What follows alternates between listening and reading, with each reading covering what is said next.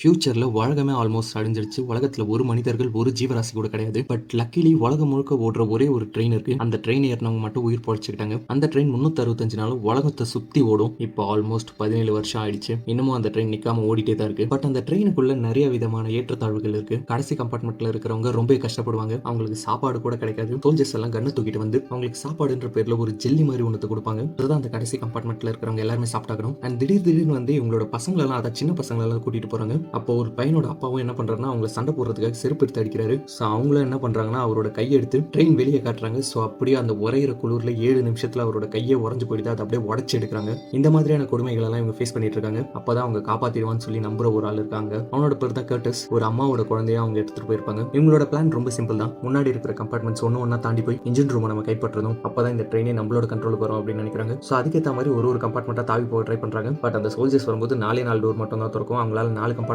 மட்டும் தான் தாண்டி போக முடியும். அதுக்கப்புறம் அந்த டோரை டிசைன் பண்ண ஆள் அவங்களுக்கு தேவைப்படுறான். இதுக்கான விஷயம் ஒரு சின்ன மெசேஜஸ் தினமும் சாப்பிட்ற சாப்பாட்டில் கர்டஸ்க்கு யாரும் அனுப்பிட்டு இருப்பாங்க. அது யாருன்னு தெரியாது. ஸோ அவன் அந்த கதவை டிசைன் பண்ணவர் போய் பார்க்குறான். அவரை டெட் பாடி மாதிரி போட்டு வச்சிருப்பாங்க. ஸோ அவரையும் எப்படி எழுப்புறாங்க, அதை எப்படி எழுப்புறாங்கன்னா அங்கே இருக்கிறவங்கள குரோனோன்னு சொல்லி ஒரு போதைப் பொருளை யூஸ் பண்ணுவாங்க. அதை மோந்து பார்த்து போதே ஆவாங்க. பட் அது ரொம்ப டேஞ்சரஸ். பத்த வச்சா பயங்கரமா பத்திக்கும். அந்த மாதிரி டேஞ்சரஸான ஒரு விஷயம். எப்படி அவரையும் எழுப்புறாங்க. அண்ட் அவர் கூட அவரோட பொண்ணு வேற இருக்கா. அவள் வெளி உலகத்தை பார்த்ததுல இந்த ட்ரெயின்லேயே வளர்ந்த பொண்ணு. ஸோ அவளையும் எழுப்பிட்டு உள்ள போறாங்க. ஃபர்ஸ்ட் டைம் அவங்க ஜன்னல் வழியா வெளி உலகத்தை பார்க்குறாங்க. உலகமே வரைஞ்சு போய் கிடக்குது. அப்படியே போனால் அவங்களுக்கு சமைக்கிற இடம் வருது. அங்கே ஒரே ஆள் சமைக்கிறான். அதுவும் அவங்கள்ல இருந்து பிடிச்சிட்டு போனால் தான். அவங்க சாப்பிட்றதே ஒரு கழிவு மாதிரி தான். கண்ட பூச்சிங்களை போட்டு அவங்களுக்கு ப்ரோட்டீன் பார்னு சொல்லி ஒரு உணவு கொடுக்குறாங்க. அது அந்த ஜெல்லி மாதிரியான உணவை. அதை கர்டஸ் பார்த்ததும் யாருக்கிட்டே ஷேர் கூட பண்ணக்கூடாது அப்படின்னு சொல்லி முடிவெடுத்து திரும்ப முன்னோக்கி போறாங்க. அங்க பார்த்தா இன்னொரு தடை முகமூடியை போட்டுட்டு பல பேர் கோடாரி வச்சிட்டு இருக்காங்க. இவங்க எல்லாரும் அவனுங்க கிட்டயும் போராடுறாங்க. பட் அங்க பாதுகாவலனா ஒரு லேடி மாதிரி இருப்பாங்க. அவங்களும் என்ன பண்றாங்கன்னா டனல் வந்து 7 நிமிஷம் இந்த டனல் நீடிக்கும். உங்க எல்லாருக்கும் நைட் விஷன் கேமரா தரேன். இந்த கடைசி கம்பார்ட்மெண்ட் பையனுக்கு எல்லாரையும் சாவடிச்சிருக்கன்னு சொல்றாங்க. அதுக்கேற்ற மாதிரி அந்த கோடாரி வச்சிட்டு இருக்கவங்கள எல்லாரையும் சாவடிக்கிறாங்க. பட் கர்டஸ் அப்படியே சமாளிச்சு கடைசியா எல்லாரையும் சாகடிச்சு இந்த லேடியும் பிடிக்கிறாங்க. அப்படியே முன்னோக்கி போனா மரம் வளர்ந்துருக்கு. பழம், காய்கறி,